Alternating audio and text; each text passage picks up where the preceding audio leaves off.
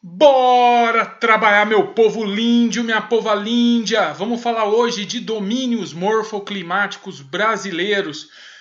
Vegetação do Brasil dentro deste tema. Beleza? Bora lá!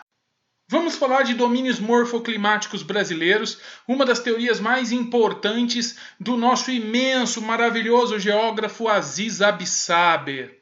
Os domínios morfoclimáticos são a somatória de vegetação mais clima, mais estrutura de relevo, mais solos. Então basicamente é uma interação dos elementos que permitem a adaptação e a caracterização fenotípica dos vegetais. Basicamente, no Brasil, nós temos 6 grandes domínios morfoclimáticos que se caracterizam por estarem no clímax, ou seja, plenamente adaptados ao seu meio climático, relevo e solos. Então, basicamente, são estes: a Amazônia, o Cerrado, a Caatinga, as Araucárias, os mares de morros e os campos ou pradarias. São 6 os domínios morfoclimáticos brasileiros. Quando a gente pensa só na vegetação, essas são 6 vegetações típicas, básicas, originais do Brasil e que, se somarmos a outras 3 áreas que, para o Aziz Absaber, são faixas de transição, forma o que a gente chama de vegetação do Brasil. Quais são essas outras 3 vegetações? Basicamente, lá no Maranhão, nós temos a Mata dos Cocais, no Pantanal Mato-Grossense, o Pantanal, e na região litorânea, o que a gente conhece como mangues. Somadas essas 3 vegetações, que para o Aziz Absaber são faixas de transição, mas as outras 6 que constituem domínio morfoclimático, esse então é o universo das nossas vegetações do Brasil. Nós vamos seguir a lógica dos domínios morfoclimáticos, mas enquanto isso falamos também das vegetações. Perfeito? Bora lá! Reforçando a diferenciação, domínio morfoclimático implica num conteúdo vegetal plenamente adaptado que está em seu clímax, basicamente com todas as relações biológicas internas gerando estabilidade. Então nós não temos o que a gente chama de concorrência interespécies ou interbiomas, e aí então nós temos o estabelecimento e a fixação de um grupo vegetal que, apesar de potentemente biodiverso, tem essa estabilidade ecológica. As faixas de transição que a gente vê no mapa aí, em amarelo, são exatamente os limites de finalização de um domínio e de início do outro domínio, onde esses domínios entram em confronto pelo território. É o que a gente chama na sucessão ecológica, de áreas de concorrência. Então não há o estabelecimento da estabilidade, e sim há uma transição, onde nós temos a concorrência entre biomas. E aí, 3 são as principais áreas, então, da transição no Brasil, que a gente também classifica como ecótonos. Ecótonos porque não tem o tal clímax e a estabilidade. Os ecótonos que nos interessam são os mangues, o Pantanal e a Mata dos Cocais. Beleza? Vamos começar então a falar dos nossos principais domínios morfoclimáticos. A Amazônia, adaptada a um clima equatorial úmido ou superúmido, como vocês observam aí nos climogramas, uma vegetação adaptada ao clima quente, latifoliada e estabelecida em 3 degraus de organização. A área mais alta, que nunca alaga, a gente chama de terra firme, mata de terra firme. As áreas que ficam laterais aos rios, que alagam quando os rios da Amazônia estão muito cheios, a gente chama de várzea. E o Igapó, que é parte dessa várzea, mas que fica alagada o ano todo. Então nós temos aí uma imagem para vocês do Igapó. Beleza? Olha agora uma viagem num igarapé, que é o caminho das águas por dentro da várzea. Beleza? Então esse é o caminho para dentro da várzea quando o rio enche e forma esses canais de água que permitem ligar dois trechos hídricos. Isso se chama igarapé, caminho das águas. Então você entra pelo Igapó, passa por esse caminho formado até o próximo braço de rio, o igarapé, e chega no alto rio logo em sequência. A gente vai ver que a canoa aí em questão vai chegar em rio aberto. Saiu do rio aberto, entrou na várzea alagada, achou o seu caminho, seu igarapé, logo mais vai abrir novamente e chegar no rio abaixo. Observem as imagens aí, a gente vê uma área de várzea logo na lateral do rio. Numa época do ano, quando o rio não está cheio, a várzea não está ocupada por água. Quando o rio enche, a várzea se ocupa de água e forma os igarapés intermitentes. Existem igarapés fixos, tá?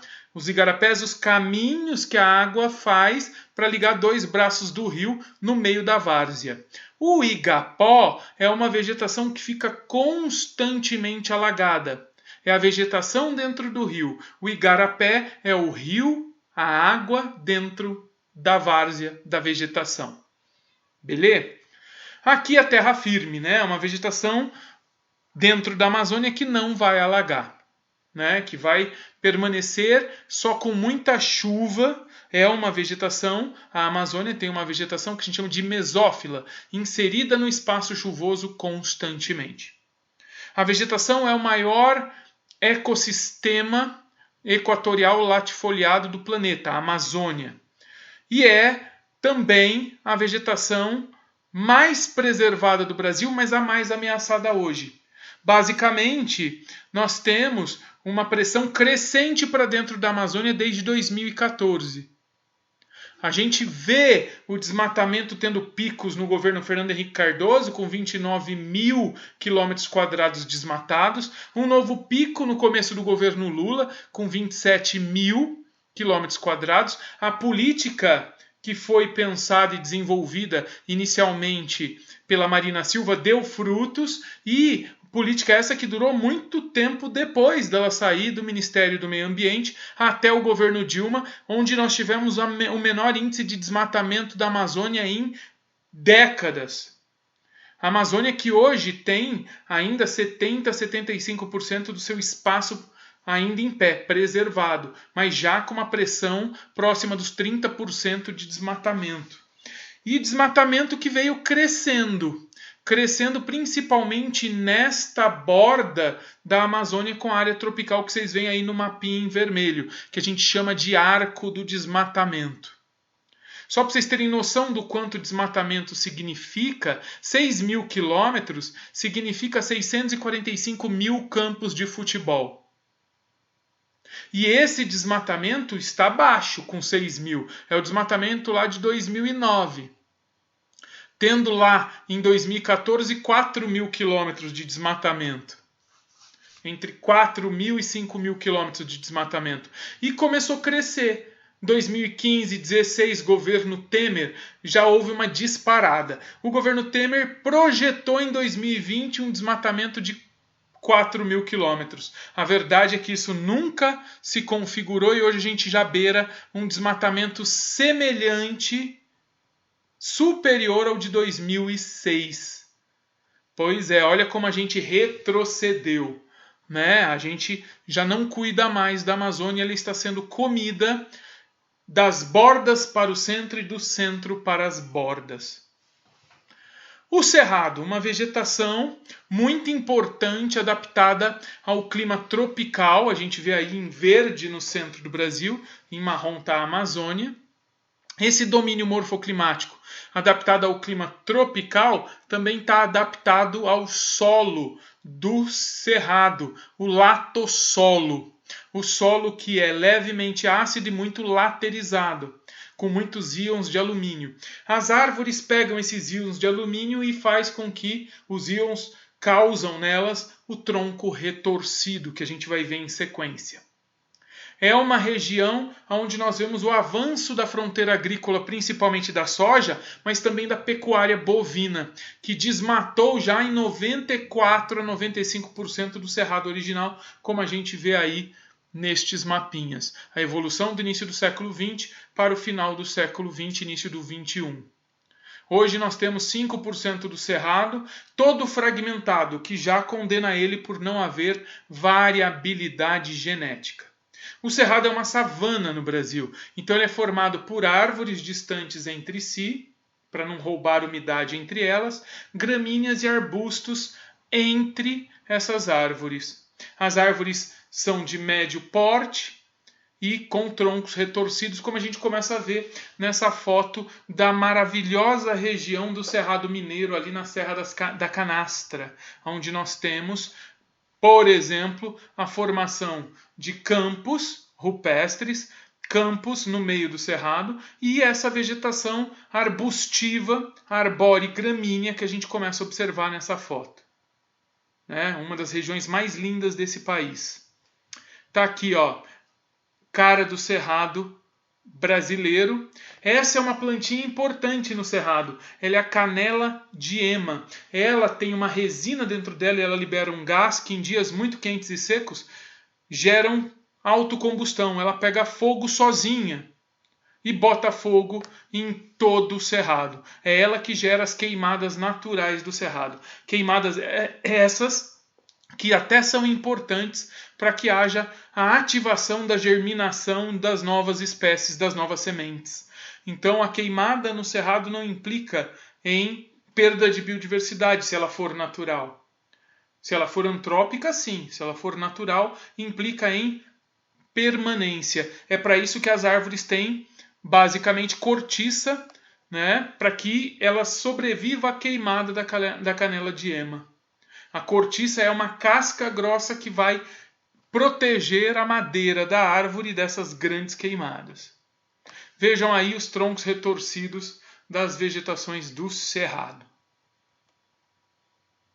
Maravilhoso, né? Bora lá então. Essa é uma planta típica do cerrado mineiro brasileiro. É o dente de leão, né? É uma vegetação arbustiva maravilhosa. Olha como ele cresce. Lindíssimo, lindíssimo. Visitem a Serra da Canastra, mas lembrem-se, com todo respeito ecológico. Beleza? Isso é um campo rupestre no meio do cerrado. Olha aí uma foto do cerrado aí da região de Mato Grosso. Só existem áreas de resquício de vegetação. Só nos grandes parques é que tudo é protegido. Se você for na Canastra, você vê tanto os troncos retorcidos, quanto você consegue ver o tamanduá-bandeira, a ema, o lobo-guará.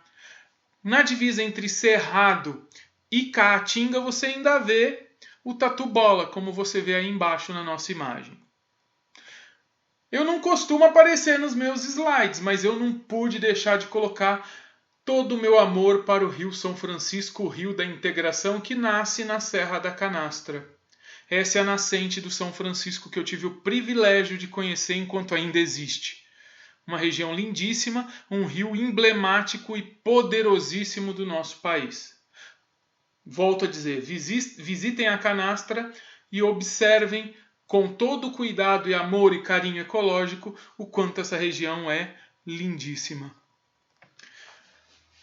A caatinga, vegetação do semiárido brasileiro. A gente observa aí no mapa ela em laranja, ali no sertão nordestino, adaptada a um clima que é semiárido, nessa área amarela, e tropical seco. Garante-se a essa região uma característica de semiaridez e de savana seca. Vejam o climograma, um climograma quente e razoavelmente seco. É uma região, apesar de tudo, muito biodiversa. Vejam aí o tamanduá, o tatu-bola, né? Um símbolo muito forte da nossa caatinga, extremamente agredido e ameaçado de extinção. O dia 28 de abril tem que ser considerado e lembrado pelos brasileiros como um dia importante de conscientização e de cuidado com a caatinga. A gente vê também nessa imagem algumas imagens emblemáticas da caatinga, que vai ter os cactos locais, por exemplo, né, nós vemos aí na imagem em amarelo também animais roedores, lagartos, cobras. Nós vemos a pomba, que ficou conhecida e imortalizada na música Asa Branca. Ela é a asa branca que bate asas do sertão quando chega a seca. Ela vai para a zona da mata, marcando o fluxo migratório. E vocês veem aí também o cajueiro, que é típico dessa região. Beleza? Bora continuar. Este é o principal cacto, né? É o majestoso cacto da caatinga brasileira. Mandacaru. O mandacaru, rei das músicas do Gilberto Gil, né? Um símbolo da caatinga nordestina. Uma vegetação de savana, porque ela tem gramínea, tem arbusto e tem árvore, além de ter os cactos, como a gente vê ali ao fundo, o mandacaru, né? Aparecendo aí nessa imagem. Basicamente, nós vemos uma savana seca, que também pode ser considerada uma estepe, arbustos secos, como a gente vê aqui, árvores distantes que no verão até ficam com folhas e folhas verdes, mas que perdem as folhas à medida em que o outono vem chegando e o período de maior estiagem vem chegando. Então essas são paisagens ali do sertão pernambucano. Linda região, maravilhosa e muito biodiversa, mas que sofre e padece com a questão da seca. Lembre-se que a seca não é um problema ambiental ou climático, mas um problema, neste caso, social. Por quê? Porque a seca vem em conjunto com a manutenção do latifúndio, que exclui o indivíduo da possibilidade de geração da sua própria subsistência. Mais uma vez aqui os cactos. Tem um cacto que a gente acha que é dessa região da Caatinga, mas não é. Na verdade, ele é inserido, ele é trazido do México para essa região. É a palma, um cacto que é cultivado para servir de alimento, tanto humano quanto para os animais. Olha aí o plantio de palma, extremamente importante para manutenção da vida e da subsistência do povo da Caatinga, que também sofre de desmatamento e sofre de um processo de interferência humana que leva à desertificação. É uma das áreas do Brasil que tem um certo grau de desertificação antrópica que tem que ser levada em consideração. As araucárias ficam na região sul do Brasil, ali em vermelho no nosso mapa. É mais um dos domínios brasileiros. São os grandes pinheiros brasileiros, as coníferas brasileiras, as ciculifoliadas. A gente vai ver que ela é adaptada ao clima subtropical, né, o clima úmido o ano inteiro e com grande amplitude térmica. É uma vegetação com tronco extremamente reto, onde os galhos saem só lá em cima e criam essas áreas onde nós vamos ver folhinhas pontiagudas como se fossem verdadeiras agulhinhas. Ela é uma gimnosperma, ou seja, ela não dá fruto. Ela dá exatamente semente. E aqui em cima a gente vê a semente dela, o pinhão que a gente come na festa junina. Uma vegetação 100% desmatada. Só existem áreas de replantio no Brasil. Justamente por ter o tronco reto e liso, foi muito utilizada na indústria madeireira. Uma das espécies que está ameaçada por conta disso é esse pássaro que está aí maravilhoso. A gralha azul, que vive do pinhão e que é muito importante e símbolo para essa vegetação e para a região do Paraná, Santa Catarina e Rio Grande do Sul. Beleza? Vejam aí, os remanescentes ficam em pequenos parques, né, que ainda estão sendo preservados ou em áreas de replantio. chegamos aos mares de morros, também conhecidos por sua vegetação à Mata Atlântica. Mas por que o Aziz Absaber chamou de mar de morro? Basicamente por ter essa forma colinosa de meia laranja, que a gente chama de mamelonar. É um relevo de serras. Olha aí uma foto da Imigrantes, quando a gente desce para o litoral sul do estado de São Paulo. A gente vê os morros muito estabelecidos aí com Mata Atlântica. A vegetação é a Mata Atlântica, mas somando o clima tropical úmido, mais essa forma de serras em mares de morros, nós temos então o domínio dos mares de morros que a gente vê aí no mapa em roxinho. Um domínio, como eu disse, adaptado ao clima muito chuvoso, tropical úmido e que é o domínio mais desmatado desde o início da história do Brasil. Com 7% de áreas remanescentes, continua resistindo porque está preservado em meia dúzia de parques nacionais de preservação ambiental no sul da Bahia, na zona da Mata Mineira, na região centro-sul do Rio de Janeiro, na região litorânea do estado de São Paulo e na região litorânea norte do estado do Paraná. A grande vantagem desta região, deste bioma, melhor dizendo, o ecossistema, para o ecossistema do Cerrado está no fato de que existem áreas grandes de preservação com corredores ecológicos ligados entre estas áreas, o que garante a passagem de animais e a variabilidade genética das espécies. Vamos ver algumas imagens.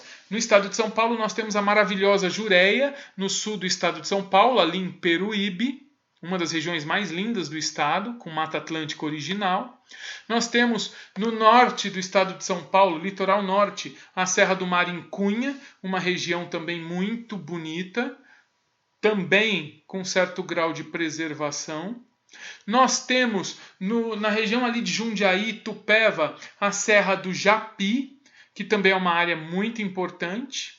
E nós temos no norte do Paraná a Serra da Graciosa. São alguns exemplos de Mata Atlântica preservada, regiões turísticas, mas que devem ser conservadas em sua plenitude biológica.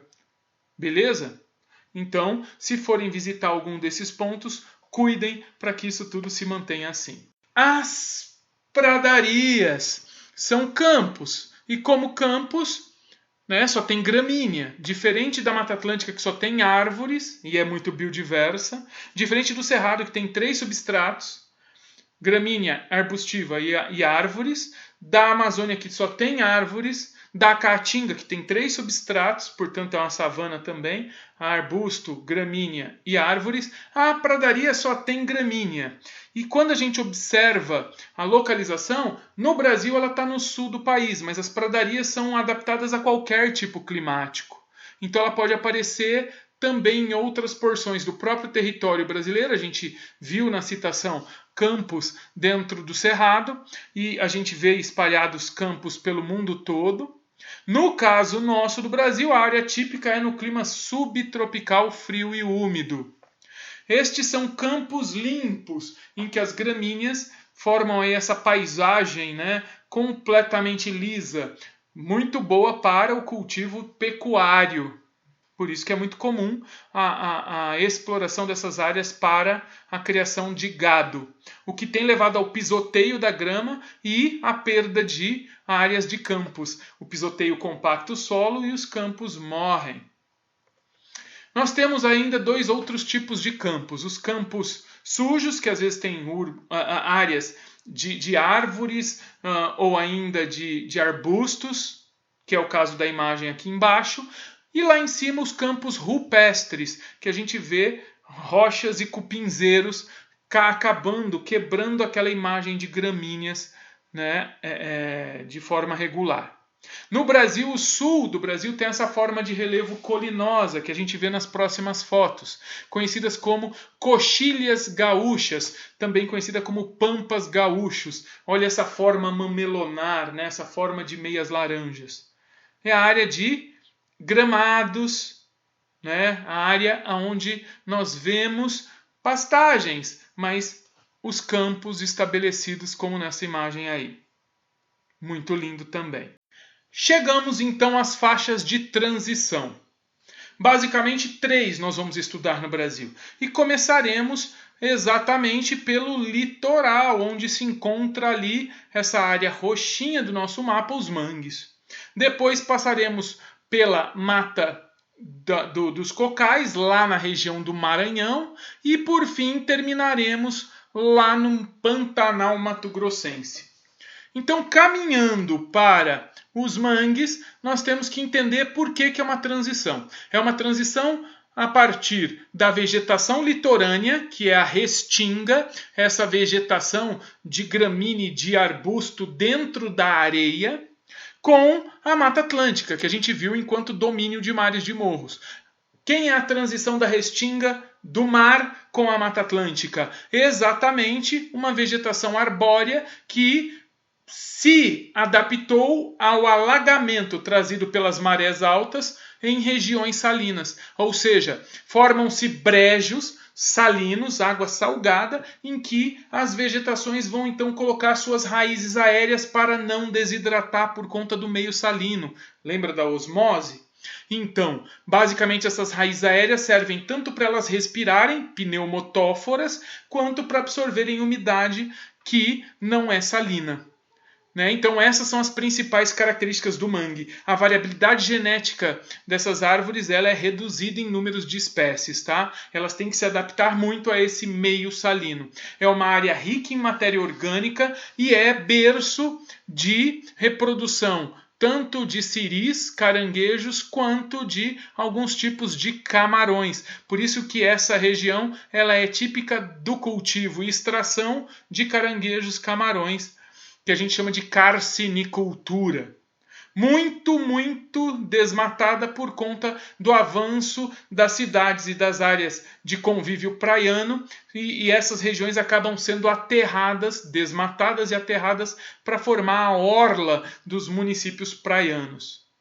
Sem falar na poluição que vem do próprio mar e o despejo de material orgânico urbano, além de material químico industrial. Então, são áreas extremamente impactadas. Mais uma região importantíssima da nossa vegetação. Lá na região norte do Nordeste brasileiro, lá no Maranhão, nós temos a área da Mata dos Cocais. Uma área que tem 3 tipos de coqueiros brasileiros: os buritis, as carnaúbas e os babaçus. Como é uma região de coqueiros, olha aí o babaçu, olha aí o buriti, olha aí as carnaúbas. Como é uma região de coqueiro, também foi muito utilizada em 3 grandes indústrias. A primeira, a indústria madeireira. Segunda, a indústria alimentícia, que extraiu o palmito desses coqueiros e o óleo desses cocos para a indústria alimentícia. E a indústria de cosméticos, que também utilizou o óleo para a produção, por exemplo, de hidratantes, batons. Por isso é uma região 100% desmatada. Essas árvores são aproveitadas integralmente, as folhas para fazer fibras e tecidos, os caules para tirar o palmito, para tirar a madeira, e os cocos para tirar o óleo e também como alimento. Então vejam, são indústrias que utilizam-se destes recursos e por conta disso esgotou 100% desmatada. Só existem áreas de replantio no Brasil. Outra região muito ameaçada fica entre o Mato Grosso do Sul e o Mato Grosso, lá no entorno de Corumbá, é a região do Pantanal Mato-Grossense, uma área de solo argiloso que em épocas de chuva não tem absorção de águas, formando essa região lacustre, daí o nome Pantanal. Mas lá não tem pântano, tá? Porque o pântano tem que ser rico em matéria orgânica. É uma região de água com uma quantidade pequena de matéria orgânica e é sazonal. Basicamente uma região extremamente biodiversa e que detém aí a transição tanto da vegetação da savana, quanto dos campos, quanto da Amazônia.